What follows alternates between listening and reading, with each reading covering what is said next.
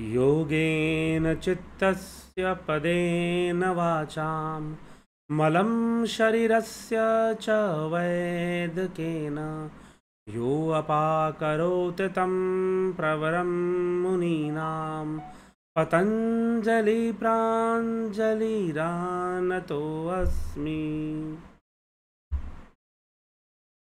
जिज्ञासु मित्रों, बहुत बहुत अभिनंदन है आप सभी का दिव्य सृजन में। प्रत्येक दिवस की भांति आज भी हम यहाँ पर लाइव चर्चा का कार्यक्रम शुरू कर रहे हैं और आज के इस लाइव चर्चा का जो विषय है वैराग्य रहस्य। वैराग्य के विषय में हम चर्चा करेंगे, वैराग्य को समझने का प्रयास करेंगे और कितने प्रकार के वैराग्य महर्षि पतंजलि ने बताए। वैराग्य की चर्चा आती क्यों है? वास्तव में जितनी भी बातें हैं वो एक क्रम में चल रही हैं, एक सीक्वेंस में आगे बढ़ रही हैं, कनेक्टेड हैं आपस में। तो अभी तक जो हमने सुना, जो समझा, वह है वृत्तियाँ, चित्त वृत्ति निरोध। फिर स्वरूप का रहस्य क्या है? चित्त वृत्ति निरोध होने से स्वरूप की अवस्था बनती है। योगी जो है स्वरूप की अवस्था में अवस्थित होता है चित्त वृत्ति निरोध होने से, और अगर वह स्वरूप को उपलब्ध ना करे, चित्त वृत्ति निरोध ना हो, तो वृत्तियां ही उसका स्वरूप बन जाती है। वृत्ति सारूप्यम इतरत्र, वृत्ति सारूप्यम इतरत्र, वृत्तियां ही उसका स्वरूप बन जाती हैं। तदद्रष्टु स्वरूपे अवस्थानाम, या तो स्वरूप की अवस्था प्राप्त होगी या फिर वृत्तियां ही आपका स्वरूप बन जाएंगी, ऐसी स्थिति हो जाएगी। तो अब ये वृत्तियां स्वरूप ना बने, वृत्तियां स्वरूप ना बने, तो क्या ऐसा करें? पहले तो वृत्तियों का ज्ञान हो जाए। तो महर्षि पतंजलि ने पंच वृत्तियों का ज्ञान दिया कि 5 प्रकार की वृत्तियां हैं। ये 5 प्रकार से रूप धारण करती हैं। प्रत्यक्ष विपर्य विकल्प निद्रा स्मृतयः, प्रत्यक्ष विपर्य विकल्प निद्रा स्मृतयः, अर्थात कि जो प्रत्यक्ष है, जो इंद्रिय गम्य है, इंद्रियों के माध्यम से जो हमारे परसेप्शन में आ रहा है, ठीक, जो हमारी अनुभूति में आ रहा है, परसेप्शन में आ रहा है, जो एम्पिरिसिज्म पर बेस्ड है, एम्पिरिकल एक्सपीरियंस है, एम्पिरिकल एक्सपीरियंस जो इंद्रियों से हो रहा है, सेंस ऑर्गन से हो रहा है, ठीक, सेंसुअस एक्सपीरियंस है, सेंसरी एक्सपीरियंस है, तो वह प्रत्यक्ष है। इसके अलावा जो इन्फ्रेंस है, परसेप्शन बेस्ड जो इन्फ्रेंस है, जो अनुमान है, वह भी प्रत्यक्ष अनुभूति है। और जो आगम, वह भी प्रत्यक्ष वृत्ति है, अनुभूति नहीं। यहां पर वृत्ति की चर्चा। तो पहली वृत्ति है प्रत्यक्ष वृत्ति, क्षमा करें, प्रमाण वृत्ति। और यह प्रमाण जो है प्रत्यक्ष, अनुमान और आगम पर निर्भर है। तो पहली वृत्ति है प्रमाण वृत्ति, दूसरी वृत्ति है विपर्य वृत्ति, विपर्य वृत्ति, तीसरी वृत्ति है विकल्प वृत्ति, कल्पना, विकल्प वृत्ति, चौथी है निद्रा और 5वीं है स्मृति। तो हमारा संपूर्ण जीवन इन 5 वृत्तियों में ही घूमता है। हमारा संपूर्ण जीवन इन 5 वृत्तियों में ही घूमता फिरता रहता है। हम 24 घंटे में किसी न किसी वृत्ति में होते हैं। 24 आवर के अंदर हम किसी न किसी वृत्ति में होते हैं। या तो हम प्रमाण वृत्ति में हैं, या तो हम विपर्य वृत्ति में हैं, या तो हम विकल्प वृत्ति में हैं, या फिर निद्रा में हैं, और नहीं तो हम स्मृति में हैं। छठी वृत्ति नहीं होती और इन्हीं वृत्तियों में हम रहते हैं। छठी वृत्ति कुछ होती भी है तो वह योगियों के लिए है, योग साधकों के लिए है। तो यह वृत्तियां होती हैं। इन वृत्तियों को भी हमने विस्तार से कल समझने का प्रयास किया। एक एक वृत्ति पर एक एक सूत्र दिए गए हैं महर्षि पतंजलि के द्वारा, उनको समझाने के लिए। अब यह वृत्ति निरोध का लक्ष्य पूर्ण हो, उसके लिए एक श्रेष्ठ साधक को क्या करना चाहिए? श्रेष्ठ साधक को क्या करना चाहिए, ध्यान रखिएगा। कई प्रकार के साधकों का वर्णन यहां पर है, लेकिन जो श्रेष्ठ साधक है, लो कैटेगरी के भी साधक हैं, मीडियम वाले भी हैं और हाई कैटेगरी के, तो ये हाई कैटेगरी वालों के लिए बात कही जा रही है। हाई कैटेगरी का जो साधक है, जो श्रेष्ठ साधक है, वो कौन सा मार्ग अपनाता है, वो कौन सा रास्ता अपनाता है, तो इसी तथ्य को महर्षि पतंजलि यहां पर समझाते हैं और क्या कहते हैं, 12वें सूत्र में लिखते हैं, अभ्यास वैराग्याभ्याम तन्निरोध। अभ्यास वैराग्याभ्याम तन्निरोध। अभ्यास और वैराग्य से उन वृत्तियों का निरोध होता है। ये ज्ञान दे रहे हैं, अभ्यास और वैराग्य से उन वृत्तियों का निरोध होता है। कौन सी वृत्तियों का? यह जो पंच वृत्तियां हैं, प्रमाण विप्रय विकल्प निद्रा स्मृतियः, यह जो पंच वृत्तियां हैं, इनका निरोध अभ्यास और वैराग्य से होता है। अभ्यास और वैराग्य से होता है। तो अब ये अभ्यास और वैराग्य, जब अर्जुन ने प्रश्न किया श्री कृष्ण भगवान से, अर्जुन ने पूछा कि चंचलम ही मनः कृष्ण प्रमाथि बलवद दृढ़म तस्याहम निग्रहे मन्ने वायुरीव सुदुष्करम। हे कृष्ण, यह मन बहुत ही चंचल है। चंचलम ही मना कृष्ण प्रमाथि बलवद दृढ़म। हे कृष्ण, यह मन बहुत ही चंचल है, प्रमाथि है, बलवद दृढ़म है, ठीक है, बहुत बलवान है। इसका निग्रह करना तो जैसे वायु का निग्रह करने के समान है। वायु का निग्रह करने के समान इस मन का निग्रह करना है। तो मन का निग्रह करना, वायु के निग्रह, तो फिर कैसे होगा? आप कैसे कह रहे हैं? तो श्री कृष्ण भगवान अर्जुन को उत्तर देते हुए कह रहे हैं, असंशयम महाबाहो मनो दुर्निग्रहम चलम। इसमें कोई संशय नहीं है अर्जुन की, मन का निग्रह निश्चय ही बहुत दुष्कर है, अत्यंत कठिन है। लेकिन फिर भी अभ्यासेन तु कौन्तेय वैराग्येन च गृह्यते। अभ्यास और वैराग्य के द्वारा यह संभव है कि मन का निग्रह भी हो जाए। करत करत अभ्यास से जड़मति होत सुजान। जड़मति भी सुजान हो जाता है। रस्सी पत्थर को काट देती है। एक सुतली रस्सी बार बार घिसा जाए, पत्थर को भी काट देती है, घिस देती है। जड़मति होत सुजान, रसरी आवत जात ते शिल पर पड़त निशान। तो अभ्यास सर्वोपरि है। अभ्यासी बनो, अभ्यास करना पड़ेगा। कोई सोचेगा कि मुझे कोई अभ्यास ना करना पड़े, मुझे कोई साधना ना करना पड़े और अपने आप सारे चमत्कार हो जाएं, अपने आप मुझे मुक्ति मिल जाए, अपने आप गुरुजी ऐसे कर देंगे। तो जहां गुरुडम का माहौल है वहां पर तो ऐसा ही बताया जाता है कि अपने आप ही हो जाएगा। लेकिन शास्त्र ऐसी मान्यता नहीं रखते। शास्त्र कहते हैं अभ्यासी बनो। महर्षि पतंजलि यहां कह रहे हैं अभ्यासी बनो। अभ्यासेन तु कौन्तेय वैराग्येन च गृह्यते। अर्जुन, अभ्यासी बनो, तुम्हें अभ्यास करना चाहिए, अभ्यासी बनना चाहिए और अभ्यास के साथ वैराग्य लाना चाहिए। तो अब ये अभ्यास कैसे होगा, वैराग्य कैसे होगा? महर्षि पतंजलि इस विषय में क्या कहते हैं? तो अगले सूत्र में कहते हैं, 13वें सूत्र में, अभ्यास क्या है? तत्र स्थितौ यत्नो अभ्यास। अभ्यास क्या करते हैं कि बार बार वृत्ति निरोध करने की चेष्टा, अर्थात प्रवाह रूप में उसके बाहर जाने की प्रवृत्ति को रोकने की चेष्टा का अभ्यास करना। ठीक, अभ्यास करना कि आप वृत्ति निरोध का निरंतर अभ्यास कीजिए, अपनी एक साधना कीजिए और उससे आप अभ्यास कीजिए कि कैसे चित्त वृत्ति का निरोध होगा। तो चित्त वृत्ति निरोध, तत्र स्थितो यत्नो अभ्यासः। चित्त वृत्ति को रोकने के लिए बार बार यत्न करना, अभ्यास करना, चित्त वृत्ति के वशीभूत ना होने का बार बार अभ्यास करना, यह अभ्यास का विषय है। तो पहले अभ्यास होगा और अभ्यास का फल क्या होगा? वैराग्य क्या है? वास्तव में वैराग्य अभ्यास का ही फल है, परिणाम है उसका। तो अभ्यास का फल क्या होगा?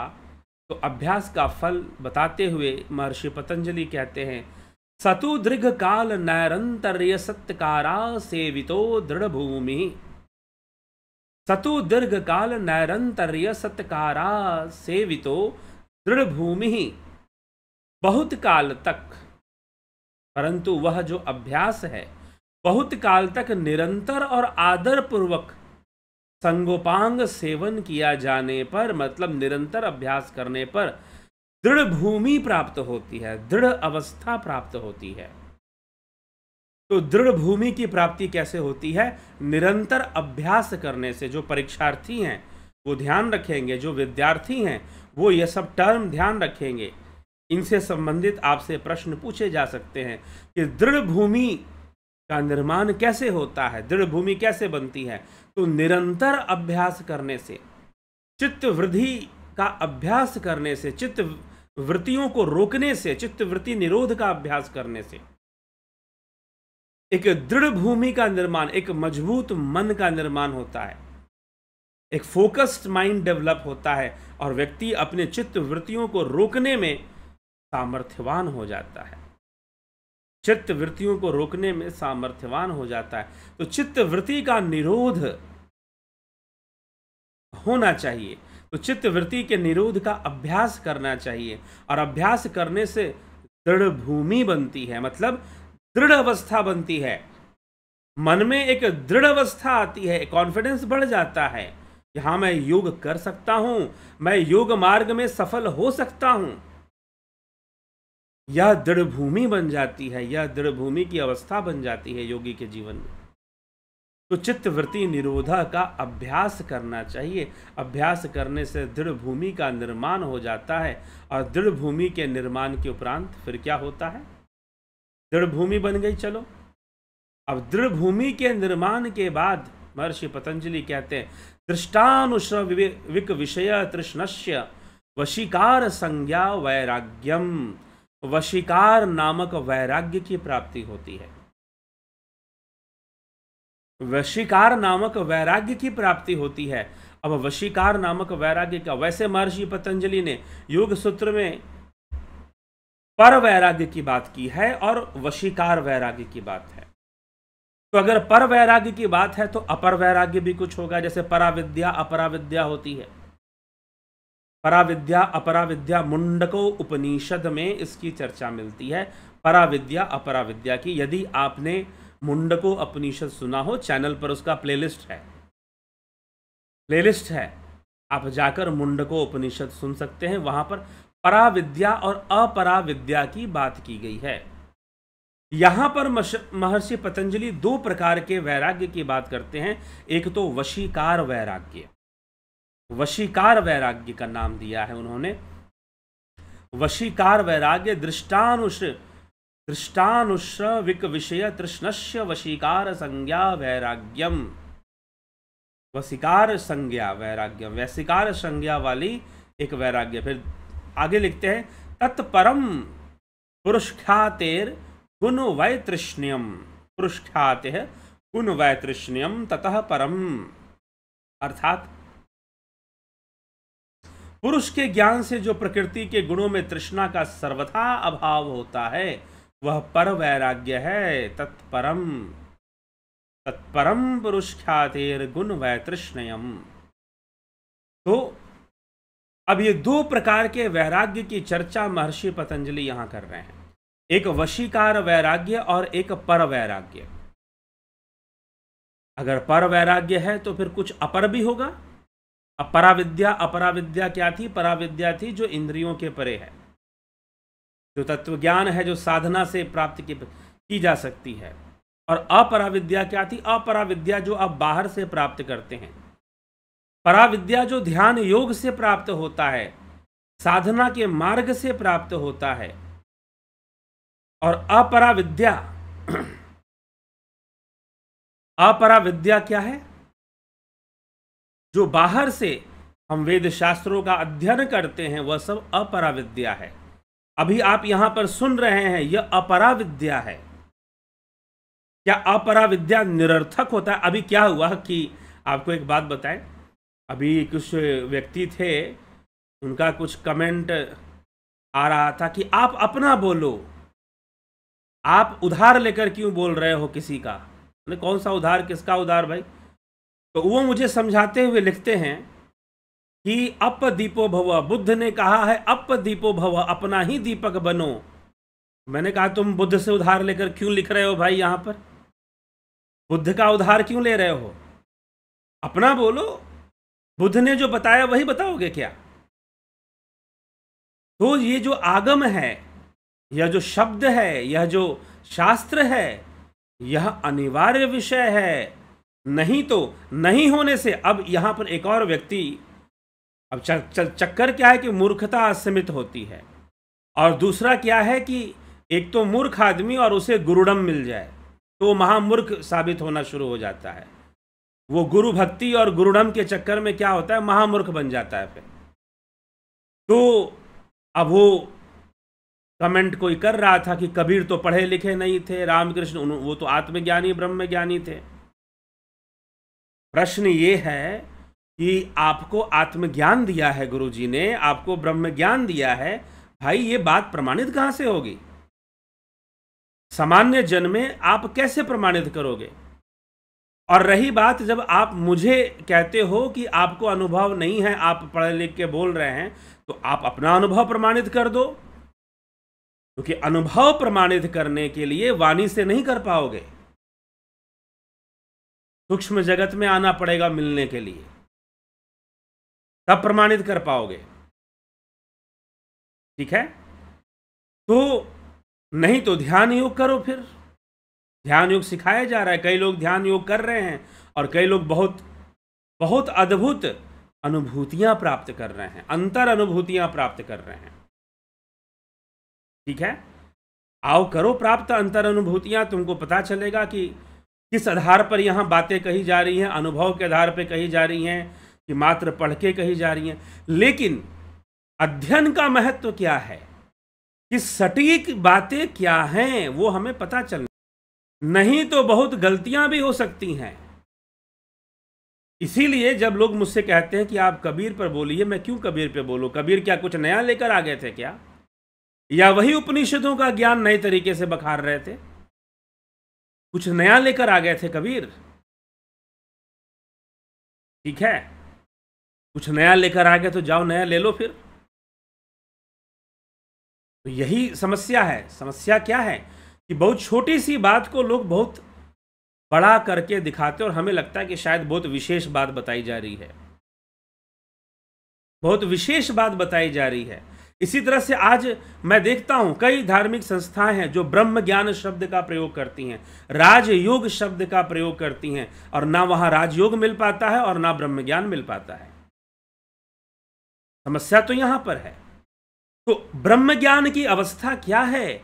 यह वो शास्त्र और वो हमारे ऋषि मुनि जो जिन्होंने इस विषय पर चर्चा की है, उनकी वाणी से हमें पता चलेगा कि ब्रह्म ज्ञान किसे कहते हैं। आदि गुरु शंकराचार्य बता रहे हैं कि ब्रह्म और आत्मा का एकत्व बोध हो जाना, ब्रह्मात्म एकत्व बोधम। ठीक है, ब्रह्म और आत्मा, ब्रह्म आत्मैक्यत्व बोध, ऐसे लिखा है विवेक चूड़ामणि में उन्होंने, कि ब्रह्म और आत्मा का एकत्व बोध होना, जो कि तुरीय अवस्था में जाकर होता है, वहां जाकर तुम ब्रह्म ज्ञानी बन पाते हो। ठीक है? तो वहां जाकर ब्रह्म ज्ञान कहा जा सकता है, ना कि मात्र कुछ अनुभूतियों से, मात्र प्रारंभिक अनुभूतियों से आप ब्रह्मज्ञानी हो जाओगे। ठीक है, योग करिए आप। इसलिए श्वेतास्त्रो उपनिषद ने ध्यान योग बताया है कि ध्यान योग करना चाहिए, ध्यान योग के मार्ग पर चलना चाहिए। ध्यान योग करने से ब्रह्मज्ञान होता है। तो पता चला कि आपको पता ही नहीं है कि ब्रह्मज्ञान किसे वास्तव में शास्त्र कहते हैं। शास्त्रों का, अरे भाई, आप जब ये कहा जाता है, हमारे शास्त्र तो ये कहते हैं देहस्ता सर्व तीर्थानि, देहस्ता सर्व देवन धाम, देहस्ता सर्व विद्याश्च गुरुवाक्यान लभ्यते। तो भैया स्कूल जाने की क्या जरूरत है? विद्यालय में एडमिशन लेने की क्या जरूरत है? किसी भी तरह की पढ़ाई लिखाई करने की क्या जरूरत है? और इस सिद्ध महापुरुषों के एनजीओ रजिस्टर्ड कराने की क्या जरूरत है? जो अनुभव का दावा करते हैं वो जाकर एनजीओ क्यों रजिस्टर करवा लेते हैं? सोसाइटी रजिस्ट्रेशन की क्या जरूरत है? ठीक है, तो क्या जरूरत है? सारी विद्या देह के अंदर है, सारी विद्या सारे देवधाम शरीर में है, ये हमारे शास्त्र कहते हैं। तो फिर आवश्यकता ही नहीं है कि किसी विद्यालय में जाकर आप एडमिशन लो, पढ़ाई करो, लिखाई करो, कोई जरूरत ही नहीं है। सब कुछ व्यर्थ हो जाता है, तो सब गलत ही तो हो रहा है ना। फिर क्यों पढ़ाई लिखाई हो रही है? जाओ ढूंढ लो विद्या, तुम्हारे देह में तो है ही। तो यह समझने की आवश्यकता है। यहां पर सिर्फ बड़ी बड़ी बातें और कमेंट कर देने से नहीं हो जाता। प्रमाणित करो ना अपने बातों को, प्रूफ करो अपनी सिद्धि से, अपनी शक्ति से। ठीक, कि आपको कोई अनुभव नहीं है तो यहां कमेंट करने क्यों आए हो भाई? ठीक है, तो इस तरह के व्यर्थ के कमेंट और करने वालों को फिर बाद में उन्हें थोड़ा उत्तर देकर उनको फिर दूसरा मार्ग दिखाना पड़ता है। तो इसीलिए ये पता चलता है, इन रियलिटी भ्रम ना फैले। आज देखो बहुत सारे वैराग्य के नाम पर बहुत सारा भ्रम है, वैराग्य के नाम पर बहुत सारा भ्रम है। लोग समझते हैं अब योगी के नाम पर बहुत सारा भ्रम है। भगवान कृष्ण गीता में स्पष्ट करते हैं, लेकिन वो वाला श्लोक गीता में भला सुनाता कौन है? कौन सुना रहा है वो वाला श्लोक? अनाश्रितो कर्म फलम कार्यम कर्म करोति यस सन्यासी च योगी।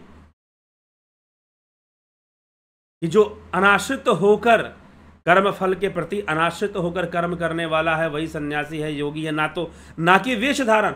कृष्ण सन्यासी हैं, कृष्ण ब्रह्मचारी हैं, अर्जुन सन्यासी है, योगी है।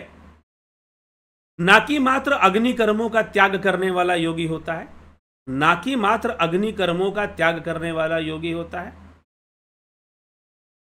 कब समझाओगे? वैरागी का अर्थ ही लोग कुछ अलग समझ के रखते हैं कि वास्तव में वैराग्य कौन सी अवस्था है और लोग कैसे वैराग्य लेते। इसीलिए शास्त्र अध्ययन जरूरी है। पता चलेगा आपको शास्त्र पता ही नहीं है कि शास्त्र में क्या लिखा हुआ है, और कोई आत्मज्ञान के नाम पर, वही बात है कि बहुत बड़ा नाम लेकर छोटी सी चीज पकड़ा देगा। राजयोग पता ही नहीं है कि राजयोग शास्त्रों में किसे कहा गया। बहुत बड़ी संस्था है, राजयोग के नाम पर अपना प्रचार करती है, लेकिन जो शास्त्र सम्मत राजयोग है उसका नामो निशान वहां पर नहीं है। उसका नामो निशान उस तथाकथित संस्था में नहीं है। ठीक है, तो ये सारे भ्रम दूर कैसे होंगे? यदि शास्त्र का ज्ञान नहीं होगा, यदि शास्त्रों को खोला नहीं जाएगा।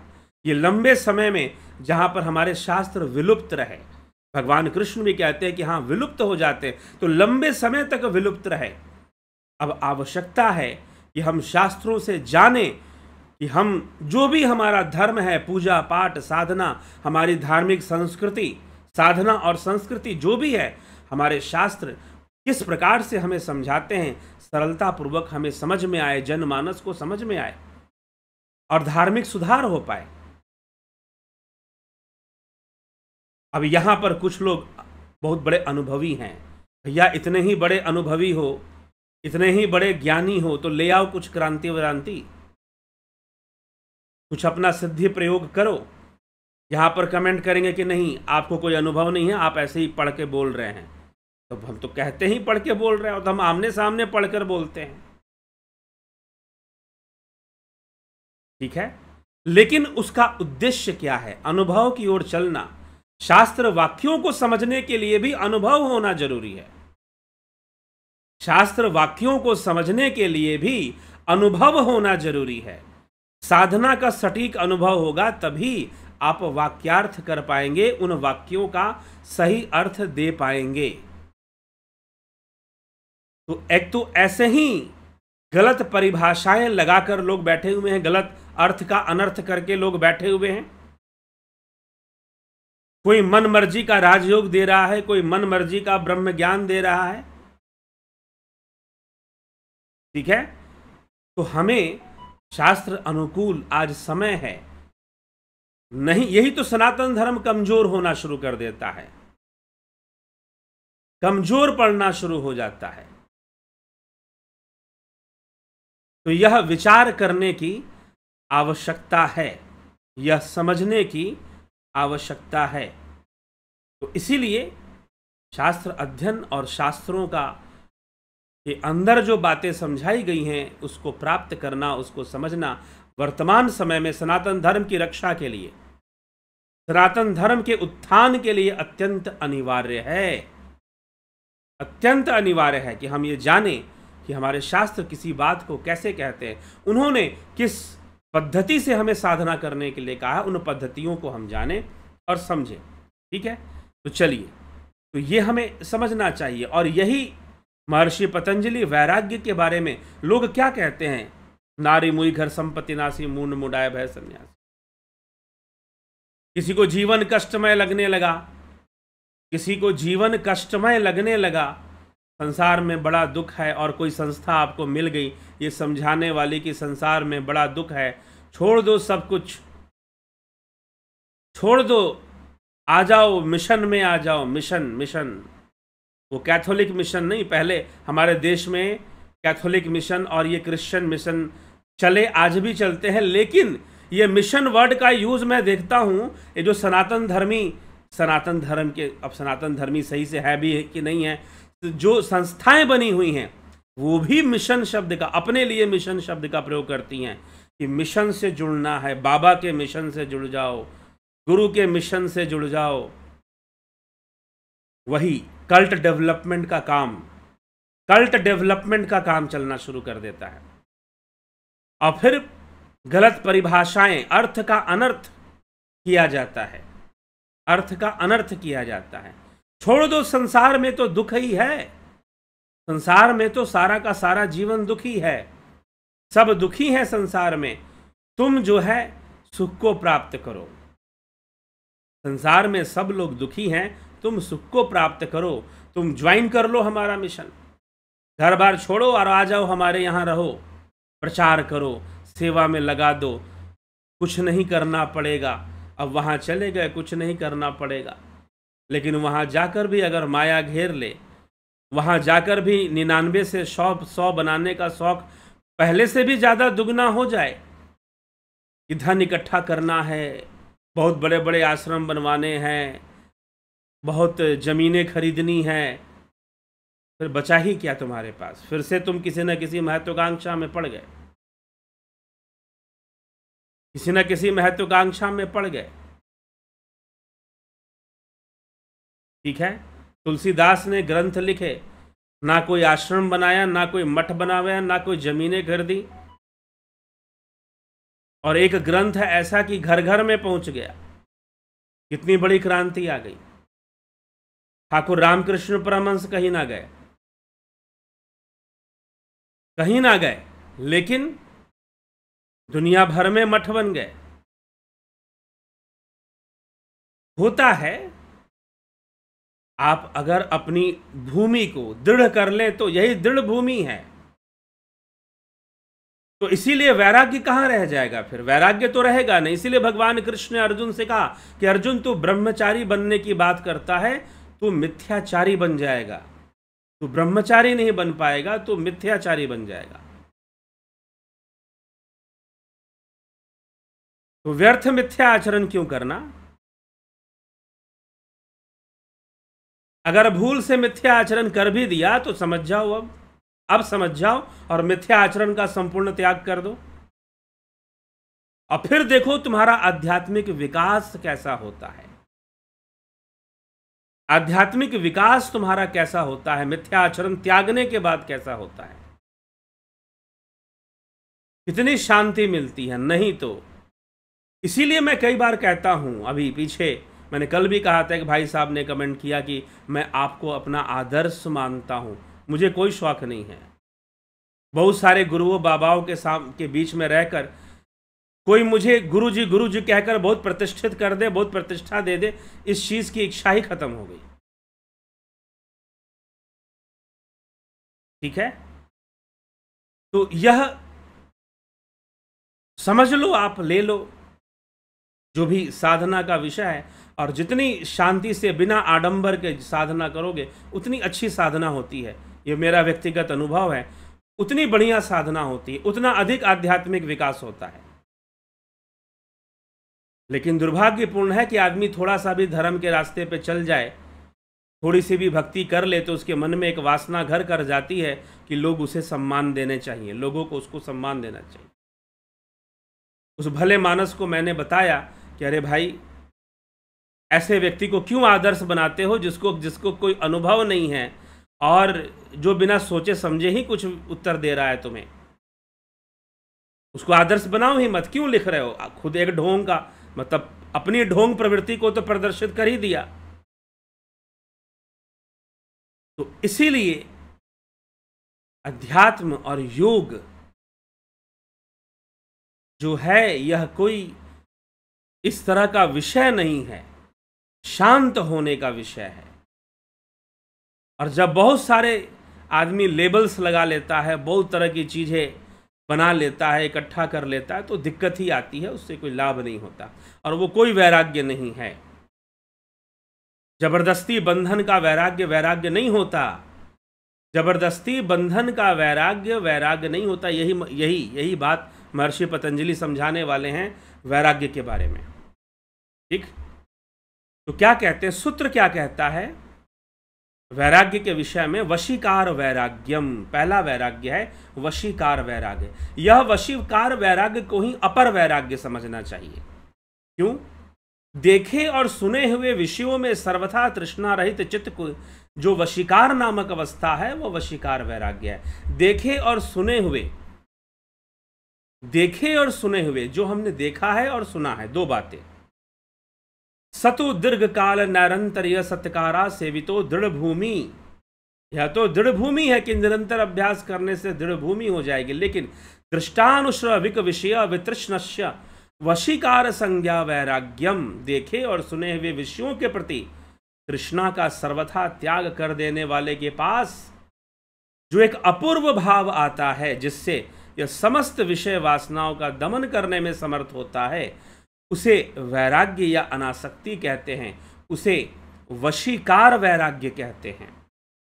अपर वैराग्य के रूप में भी यही प्रतिष्ठित होता है, उसे वशीकार वैराग्य कहते हैं। तो देखे और सुने हुए का क्या तात्पर्य है? हमें समझना है कि देखे और सुने हुए का क्या तात्पर्य है। देखे और सुने हुए, जैसे कि आपने किसी वस्तु के बारे में सुना, आपने किसी की गाड़ी देखी, क्या आलीशान गाड़ी है, BMW, मोटे मोटे पहिए, जा रही है, काश मेरे पास भी ऐसी गाड़ी होती। ये जो इच्छा प्रकट हो गई, ये जो तृष्णा प्रकट हो गई, क्या बंगला है उसके पास, देखो कितना आलीशान बड़ा घर और बंगला, काश मेरे पास भी होता। यह जो देखकर इच्छा पैदा हुई, यह जो सुनकर, आपने उस विषय का भोग नहीं किया। आप उस गाड़ी में कभी घूमे नहीं हैं, आप उस गाड़ी में कभी घूमे नहीं हैं, आपने उस विषय का भोग भी नहीं किया है। ना आप उस गाड़ी में घूमे हैं, ना ही आप उस बंगले में रहे हैं, लेकिन मात्र उसको देखकर या उसके बारे में सुनकर, उसके बारे में सुनकर जो है, कहते हैं कि एक बार एक राजकुमारी थी, उसने किसी के बारे में, किसी राजकुमार के बारे में सुन लिया।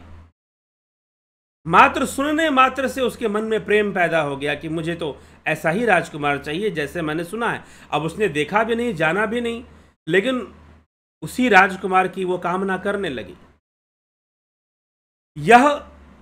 यह जो तृष्णा पैदा हो रही है, जिसको आपने भोगा नहीं है, जिस विषय को आपने धारण नहीं किया है, जिस विषय को आपने धारण नहीं किया है, लेकिन उसके बारे में सुनने के कारण, उसके बारे में देखने के कारण एक तृष्णा मन में उत्पन्न हो गई, उसे प्राप्त करने की तृष्णा।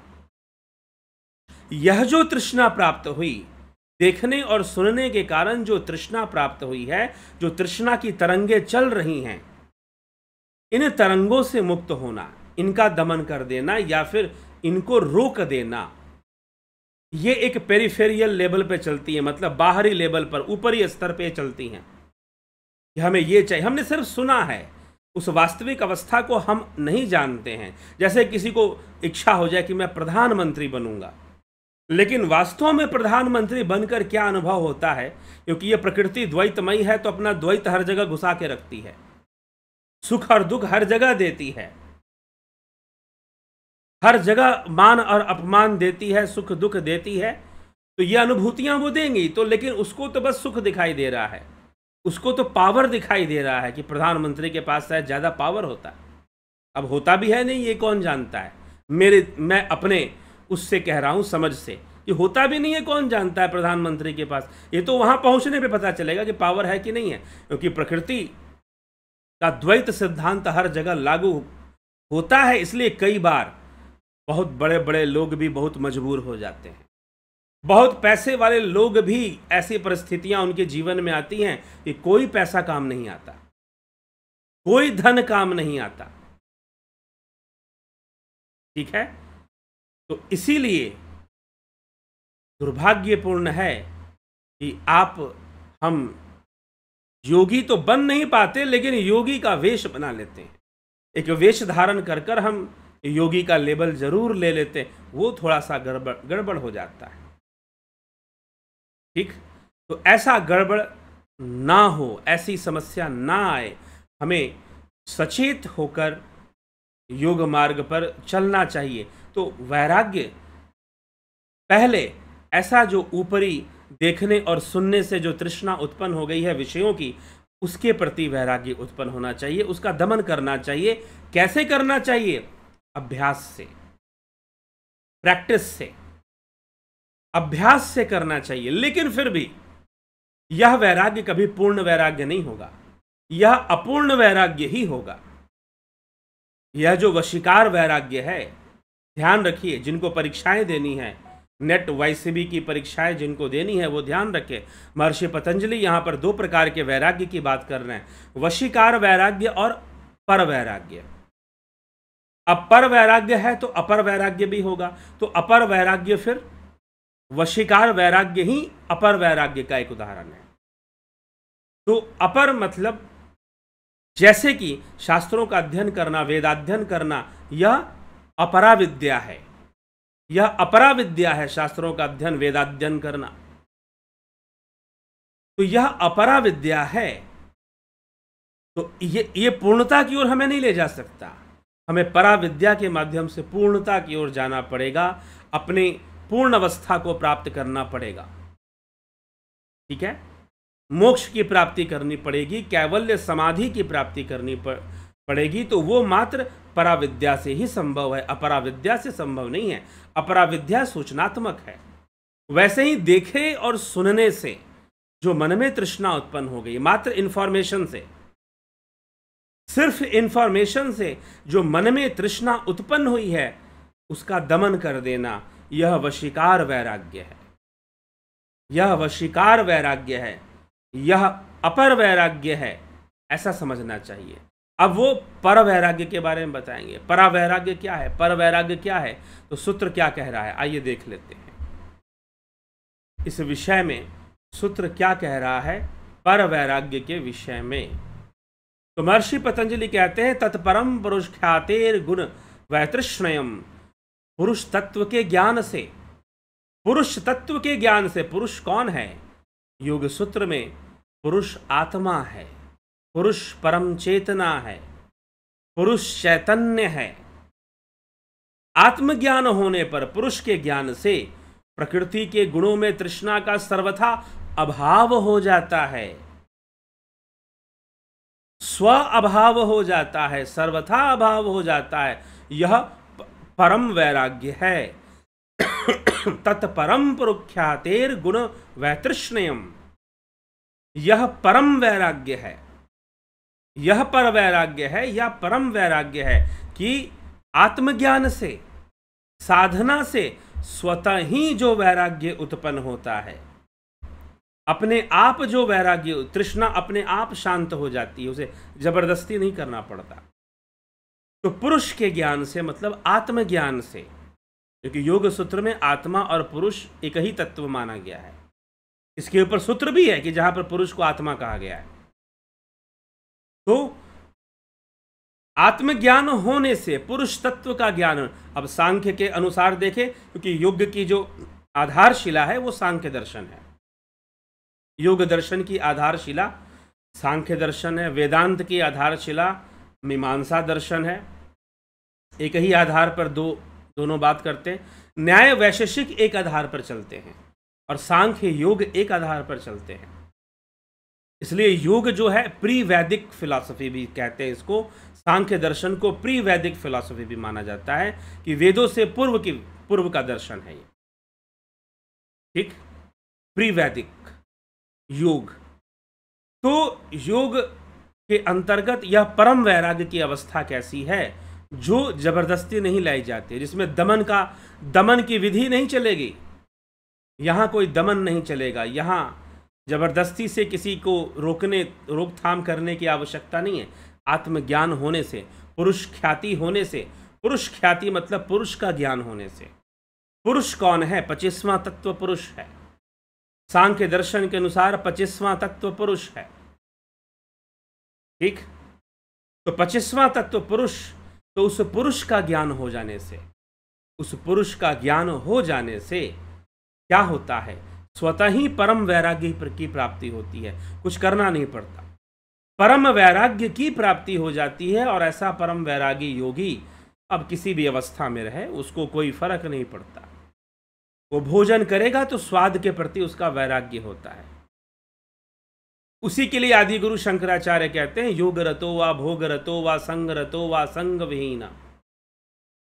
योग में रहे, भोग में रहे, संग में रहे, विसंग में रहे, जंगल में रहे, शहर में रहे, कहीं पर भी रहे, कोई फर्क नहीं पड़ता उसका, कोई फर्क नहीं पड़ता। वो अपना वैराग्य में रहता है, वो वैरागी बनकर ही रहता है। जैसे राजा जनक को विदेही कहा गया, राजा रहते हुए भी वो विदेही ही थे, वैरागी ही थे। तो वो एक स्वाभाविक वैराग्य है, वो इसीलिए उसे परम वैराग्य कहा गया। वो जबरदस्ती नहीं आता, वो तो पुरुष के ज्ञान से आता है, वो तो आत्म प्रतिष्ठा से, आत्मज्ञान की प्रतिष्ठा से, ब्रह्म ज्ञान से आता है। ये कहो, उस चैतन्य से जब हम जुड़ जाते हैं, उस चैतन्य के प्रवाह में प्रवाहित होते हैं। हमारी संपूर्ण वृत्तियां उस चैतन्य की अग्नि में आहुति प्राप्त करती हैं। ठीक है, संपूर्ण वृत्तियां। तो वहां पर एक वैराग्य उत्पन्न होता है, वहां पर एक वैराग्य उत्पन्न होता है और बड़ा स्वाभाविक होता है। उसे जबरदस्ती नहीं लाया जाता, वो अपने आप आ जाता है।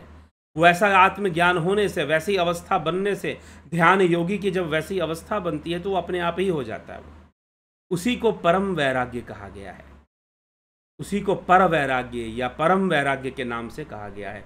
वो परम वैराग्य है और वास्तव में वही वास्तविक वैराग्य है। वास्तव में वही वास्तविक वैराग्य है, वही असली वैराग्य है। वह वैराग्य होना ही अनिवार्य है। ठीक है, वह वैराग्य होना ही अनिवार्य है। उस वैराग्य की प्राप्ति ही जरूरी है, जो अपने आप, जो कैसे होता है? पुरुष के ज्ञान से होता है, पुरुष ख्याति से होता है, आत्मज्ञान से होता है। उसी को परम वैराग्य महर्षि पतंजलि यहाँ पर कह रहे हैं। हमें भी उसी परम वैराग्य की ओर बढ़ना चाहिए, उसी परम वैराग्य को प्राप्त करने का, जो कि ध्यान योग से आएगा, जबरदस्ती नहीं आएगा, फोर्सफुली नहीं आएगा। जबरदस्ती ताकत लगाते रहोगे कि आ जाए ना, वो ध्यान योग से वैसी अवस्था बनेगी और वो परम वैराग्य हो जाएगा। तो निश्चय ही मनुष्य को अभ्यासी बने रहना चाहिए, ध्यान योग का अभ्यास करते रहना चाहिए। और वो परम वैराग्य आनंद का भी कारण बनेगा, आनंद कारक बनेगा, वो शांति कारक बनेगा। लेकिन जो जबरदस्ती का वैराग्य है वो कष्ट कारक बनता है। जो दमनकारी वैराग्य है उसमें कष्ट झेलना पड़ता है, साधक को कष्ट झेलना पड़ता है। लेकिन जो परम वैराग्य है उसमें आनंद, परम शांति का अनुभव अपने आप होता है, क्योंकि एक स्वाभाविक वैराग्य है। यह स्वाभाविक, जबरदस्ती थोपने वाला वैराग्य नहीं, स्वाभाविक आना चाहिए। इसलिए शिक्षाएं भी स्वाभाविक होनी चाहिए। जबरदस्ती डंडा मार शिक्षा नहीं होना चाहिए। ठीक है, छोटे बच्चों को चल जाता है थोड़ा, लेकिन जबरदस्ती डंडा मार से ना कोई वैराग्य आता और ना कोई योग होता है। इसलिए योग अनुशासन का विषय। अनुशासन मतलब जबरदस्ती का मतलब स्वयं से स्वयं के ऊपर नियम लागू करो, जिम्मेदारी लो कि मुझे योग करना ही है। जब तक अपनी जिम्मेदारी नहीं लोगे तब तक कोई योग नहीं करा सकता। बड़ा से बड़ा गुरु भी आ जाए तो कुछ ना कर सकता तुम्हारे लिए। अगर खुद की इच्छा नहीं, और अगर खुद की इच्छा है, खुद की इच्छा है करने की, तो गुरु तो तुम्हारे पास चल के भी आ जाए शायद, जैसे ठाकुर के पास तोतापुरी जी चल के आ गए, कैसे भी हो जाए। और जो आदि गुरु शंकराचार्य जैसा गुरु अगर मिल जाए जो ये कहे कि भाई तुम्हारा कल्याण तुम ही कर पाओगे, मैं नहीं कर पाऊंगा, पहले तुम्हें अभ्यास करना पड़ेगा, तभी कुछ मैं तुम्हारी सहायता कर पाऊंगा, और तुम्हें करना ही नहीं है तो मैं तुम्हारी क्या सहायता कर पाऊंगा। विवेक चूड़ामणि में आदि गुरु शंकराचार्य कितनी स्पष्ट वाजिता के साथ ये बात कह देते हैं। लेकिन दुर्भाग्य कितना है कि आज के समय में ऐसा माहौल बना हुआ है जहां पर गुरु जी लोग कहते हैं कि बेटा मैं ही तेरा कल्याण करूंगा, सब कुछ छोड़ छाड़ कर समर्पित हो जा। ठीक है, तो उन गुरुओं को भी सोचना चाहिए। इसलिए समझने की आवश्यकता है कि हम जिम्मेदारी को लें, अपने योग की जिम्मेदारी को लें, तब हमें वास्तविक वैराग्य प्राप्त होगा। और वह वैराग्य जबरदस्ती थोपने से नहीं आता, वह वैराग्य ध्यान की अवस्था से आता है, आत्मज्ञान से आता है, पुरुष ख्याति से आता है, पुरुष के साक्षात्कार से आता है। ठीक है, तो हमें ऐसे वैराग्य की ओर हम तभी बढ़ेंगे जब नियम से साधना, ध्यान योग की साधना करेंगे। जिनको भी ध्यान योग का मार्ग मिला है ऑनलाइन कोर्स के माध्यम से, वो जरूर अपने अभ्यास को की पुष्टि करें, अपने अभ्यास को मजबूत बनाएं। ठीक है, अपने अभ्यास को मजबूत बनाएं और अभ्यासी बने, और वैराग्य को प्राप्त होकर उस वैराग्य के लिए कुछ घर ना छोड़ना पड़ता, कुछ करना ना पड़ता, जहाँ हो वहीं शांति से रहोगे, वैराग्य में रहोगे। उसी को परम वैराग्य महर्षि पतंजलि यहाँ कह रहे हैं। तो बस यही रहस्य है वैराग्य का, यही वैराग्य का रहस्य है। इसी को हमें समझना है, इसी को हमें जानना है। यही राजा जनक का वैराग्य है। ठीक, चलिए आगे बढ़ते हैं, आपके कमेंट्स देख लेते हैं कौन क्या कहता है। सरिता राजोरा जी, निशांत सर जी, निशांत सर, प्रकृति के विकार क्या हैं और छह भग क्या है? प्रकृति के क्या विकार हैं? बहुत सारे विकार हैं। विकृत रूप में ही प्रकृति जो है विषम अवस्था में ही सृष्टि करती है।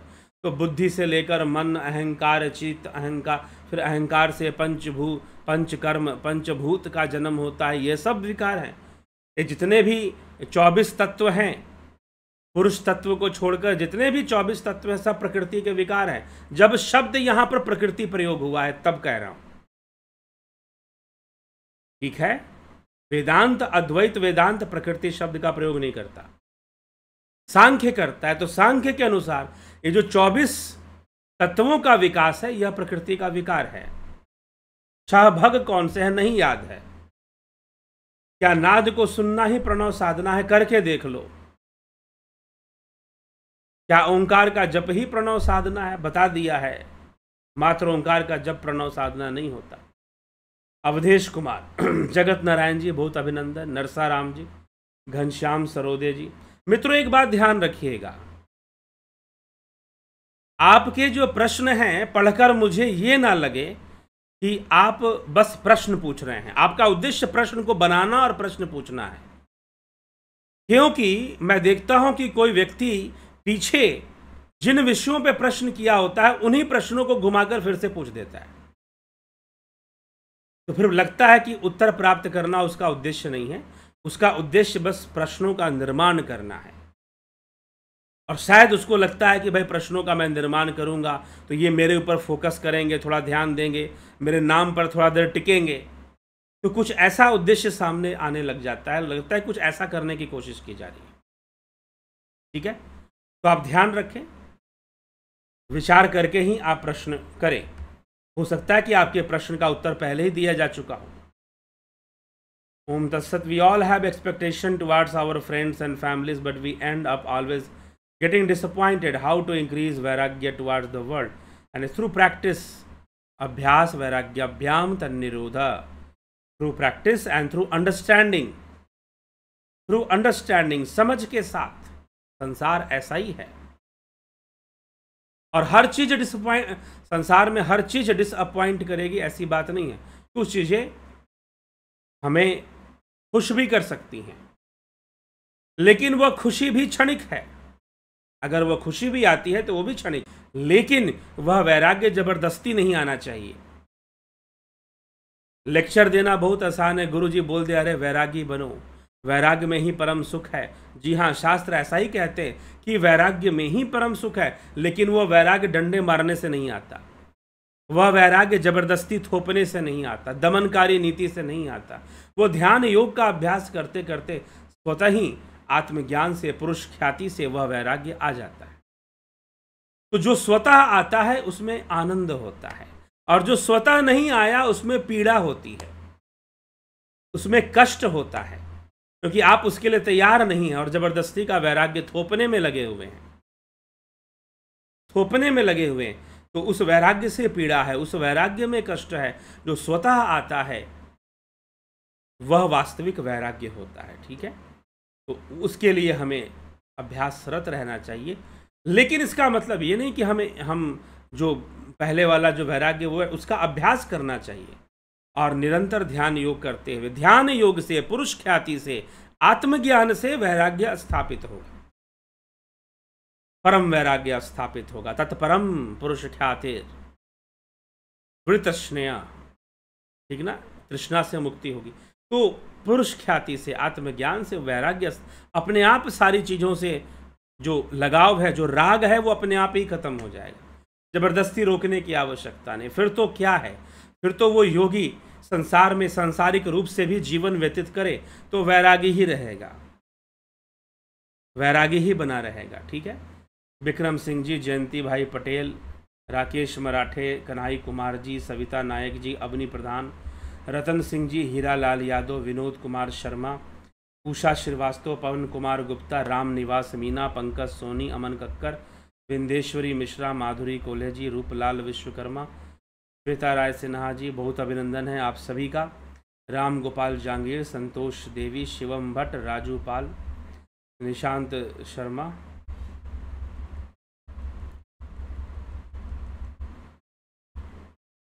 तो इस प्रकार से हमें विनोद कुमार सूजिश, श्वेता कुमारी, बिमला सा, अमन कक्कर, कुछ लोगों की वृत्तियां ठीक नहीं थी और वो लोग अब इस दुनिया में नहीं हैं, पर मैं देखता हूँ उनके परिवार वाले उनकी तस्वीर मंदिर में भगवान के साथ रखते हैं। ठीक है, वो अपने पूर्वज के रूप में मानते होंगे, पितर के रूप में, देवताओं के साथ रखते हैं।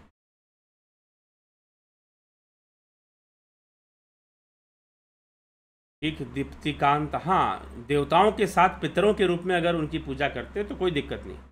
दीप्तिकांत सिंह जी, गणेश आम्बेकर, शिखर शर्मा, कमलेश खैरनर, अमिता पंडा जी, गंभीर शाह, अर्जन भाई चौहान, स्मिता सावंत, बिजलाल बहादुर सिंह जी, राम लखन राजपूत, जितेंद्र साहू, बीकू कुचाड़िया, रविशंकर चौहान, आशा रानी, स्मिता सावंत जी,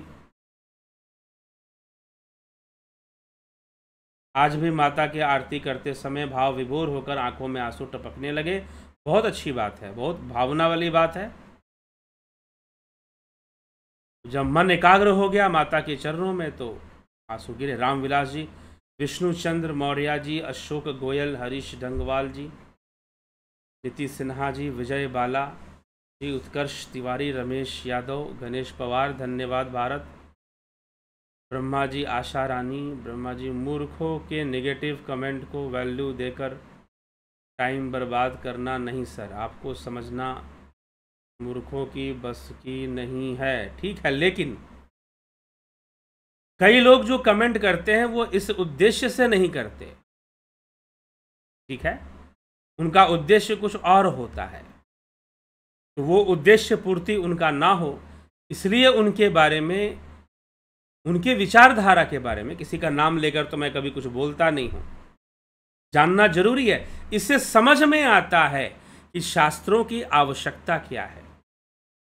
क्योंकि अगर आपको आवश्यकता ही नहीं पता होगी तो आपको शास्त्र अध्ययन के प्रति ज़्यादा कोई रुचि, कोई रुझान नहीं होगा। आवश्यकता यही है कि धर्म को लेकर जो बहुत सारे भ्रम पैदा हो गए हैं, आध्यात्म को लेकर जो बहुत सारे भ्रम पैदा हो गए हैं, उन भ्रमों का निवारण शास्त्र अध्ययन से होता है, शास्त्रों को समझने से होता है। ठीक, राकेश चंद्र शर्मा, राकेश गुप्ता, प्रभुला, अर्जुन पाटिल, सुप्रीत जी, शिवम जोशी, संतोष गुप्ता, प्रथमेश, भगवती यादव जी, दिनेश भाई डाबी, आदि कुशवाहा जी,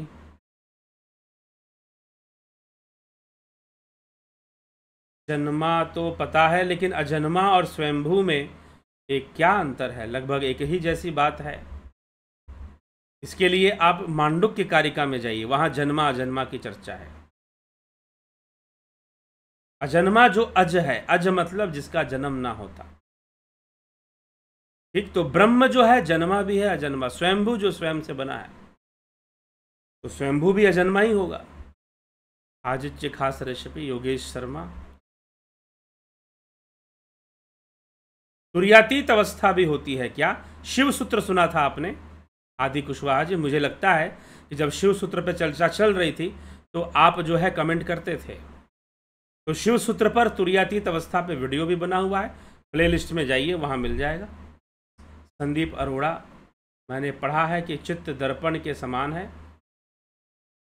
और स्फटिक मणि की तरह ही, स्फटिक मणि की तरह है, जिसमें आत्मा अपने आप को देखता है। क्या यह सत्य है?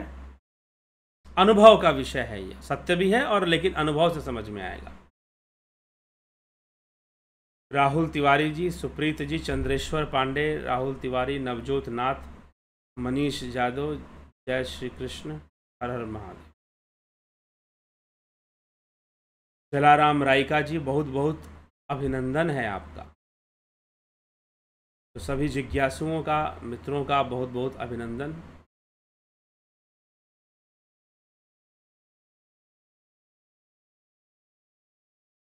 ठीक, चलिए, तो इसी प्रकार से आप अभ्यास करें। ध्यान योग का कोर्स अब 20 अक्टूबर से शुरू होगा। राजूपाल जी, आपके साथ जुड़ पाया मेरा परम सौभाग्य है और इस चैनल में परम तथ्य रहस्य की को प्रकाशित सहज सबसे करते हैं और निष्प्रकाश होकर के, निष्पक्ष होकर के करते हैं। जी हाँ, निष्पक्ष होकर ही करते हैं। यहाँ पर निशांत, या क्या सांसों पर ध्यान देने से नाद सुनता है और ज्योति दिखाई देती है? जी नहीं, ऐसा कुछ भी नहीं होता कि श्वासों पर ध्यान देने से ज्योति दिखाई देगी, नाद सुनाई देगा। नाड़ियां शुद्ध होने से होगा और सुषुम्ना नाड़ी में प्राण का प्रवेश होने से हो पाएगा। ठीक है, उसकी विधि जाननी चाहिए, वो ध्यान योग से होता है। चलिए ठीक है, इसी के साथ हम आज के विचारों को विराम देते हैं। कल फिर मिलते हैं लाइव चर्चा में। जुड़े रहें, बने रहें, और यदि आपको लगता है कि यहाँ पर श्रेष्ठ विचार दिए जा रहे हैं तो निश्चय ही शेयर भी कर दिया करें, सब्सक्राइब भी कर दिया करें। तो बहुत बहुत आभार आप सभी का। इसी के साथ आज के विचारों को विराम देते हैं। कल फिर मिलते हैं 9 बजे रात्रि में लाइव चर्चा में। बहुत बहुत आभार।